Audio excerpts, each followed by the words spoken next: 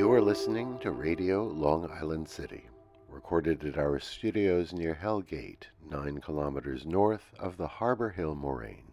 And now, the Observatory. The Observatory, Tuesday the 23rd of December 2025. It is 2 days after the winter solstice. It is 87 days before the spring equinox. The sun rises today at 7:17 a.m. Solar noon takes place today at 11:55 a.m. The sun sets today at 4:33 p.m. Civil twilight ends at 5:04 p.m. and nautical twilight ends at 5:38 p.m. The length of daytime today is 6 seconds longer than yesterday. The moon is in its waxing crescent phase and is 12% full at midday. The moon rises today at 10:25 a.m. The moon sets today at 9:09 p.m. The first quarter will arrive on Saturday, the 29th of December. These are the predicted tides today for Horns Hook. In the middle of the night, high tide, 12:07 a.m., 1 meter 22. In the morning, low tide, 5:57 a.m., 6 centimeters. Near midday, high tide, 12:18 p.m., 1 meter 43. In the evening, low tide, 6:33 p.m., minus 15 centimeters. In our shared realm of plants and animals, on the few mild days that we've recently enjoyed, the Christmas tree stands are a delight.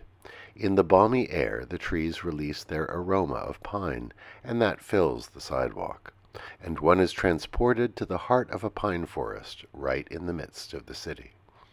Some have criticized our annual harvest of 30 million trees as destructive to the environment, but the Nature Conservancy points out that Christmas tree farms can be operated in an ecologically sound manner as managed forests.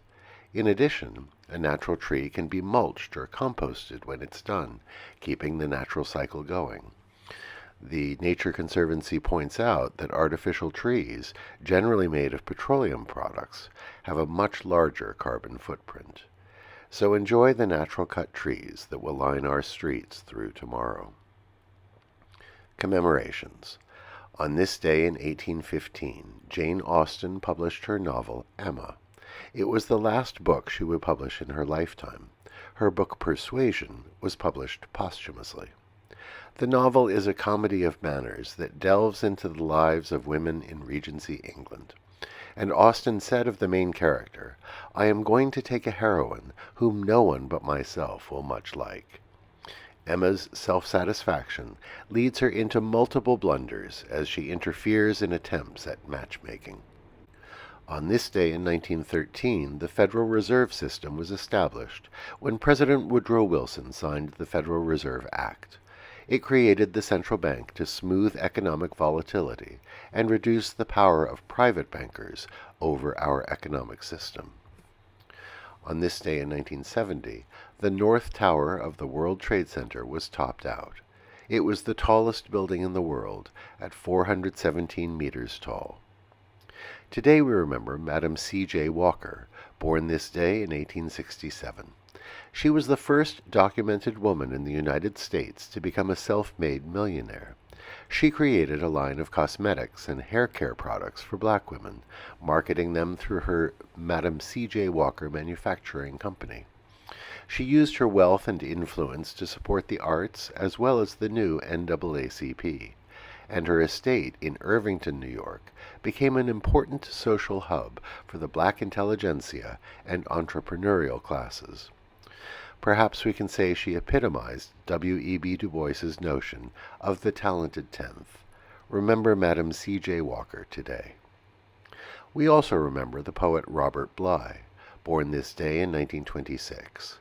A prolific writer and translator, he is best remembered for his 1990 book, Iron John, a book about men.